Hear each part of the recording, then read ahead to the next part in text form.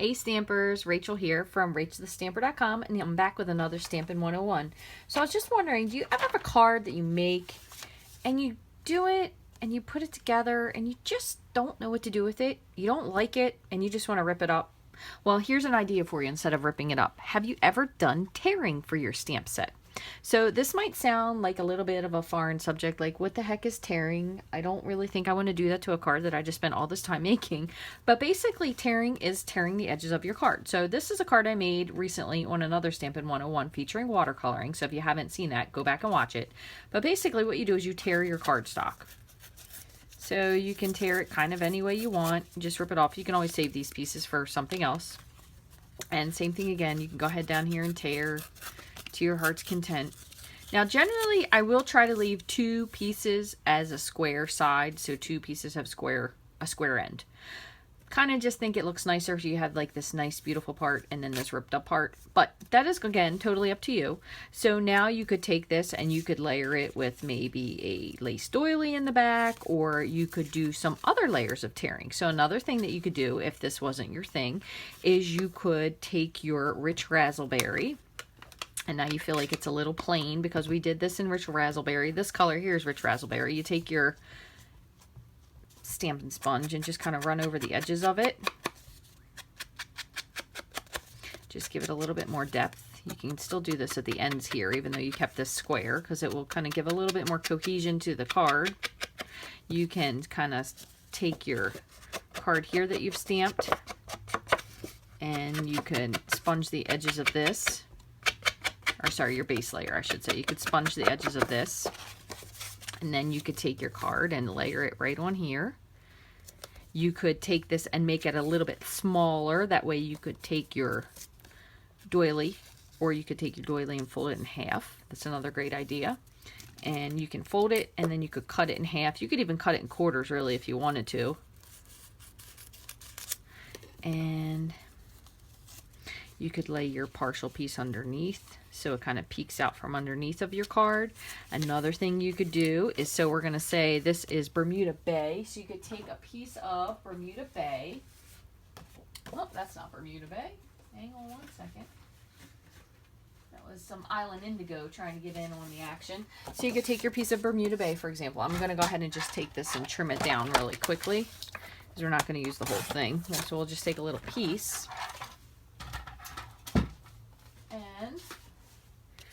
You could rip a piece of this off. So just like that, just tear a piece. And it kind of depends. I don't usually tear it straight because it kind of gives it a weird edge. But you could take this piece here and we can trim this up as well and layer it behind it. You could take this and layer it underneath of here. So you could have your piece of cardstock here. So this is like that. And you could rip this edge so it matches. So let's do this for now.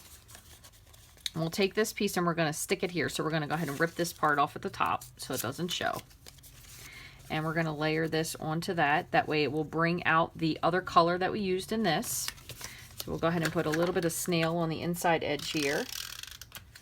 Okay. Oops, sorry for that. Didn't mean to throw that across the table like that. Line it up.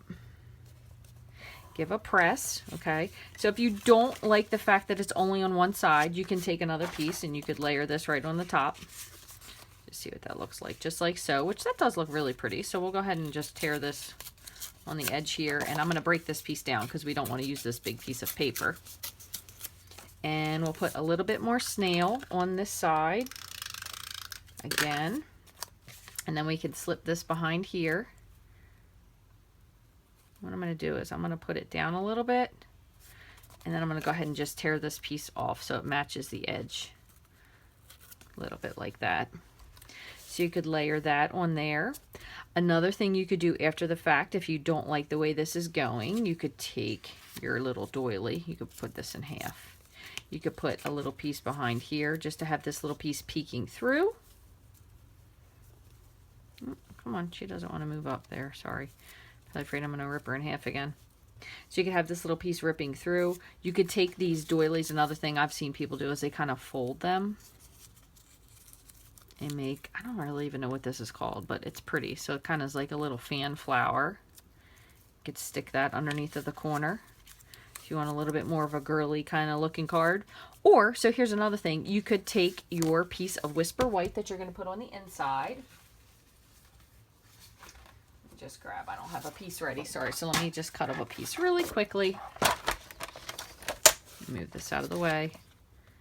I'm going to go ahead and cut this at 4, and then I'll just trim it down to 5 1/4. That way it's already cut for size for the inside. And I'm not going to adhere it just because when I stamp the sentiment, in case it doesn't match, but you see it does line up there. So you could take your, so say this layer is right here, and then you could take this part right here on the edge, so we'll say about just a little bit, and you could rip your base card slightly. Hold on, let me find where my tear is.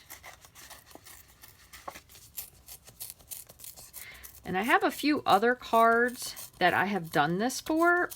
Speaking of, with the Dragonfly Dream stamp set, that's one of my favorites.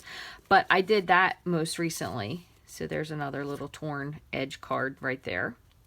And I will post those when I post this this card on my blog. That way it'll give you like another bit of an idea. And that's a really cool way to do it. Now, if you do this, I will go back and I'm going to sponge the edges of this just so it kind of has a little bit of a distinction. Looks a little bit older.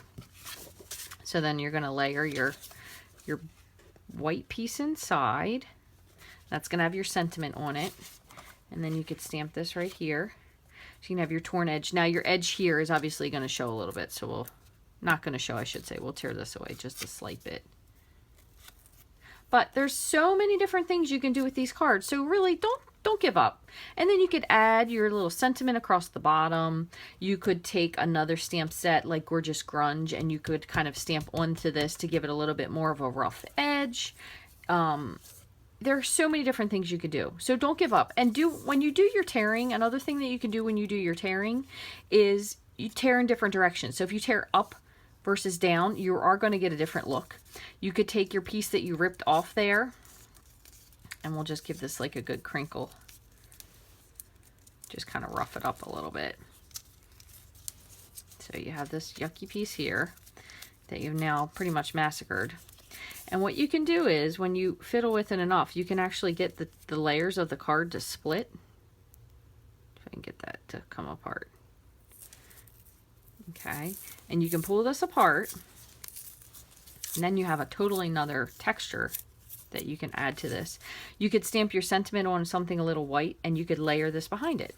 Really in either direction, but this side has like a totally different feel to it. So you could tear that off, put that there, and it's still all the same color. So you still have Rich Razzleberry, Rich Razzleberry, Rich Razzleberry, but it's all different tones of the same card.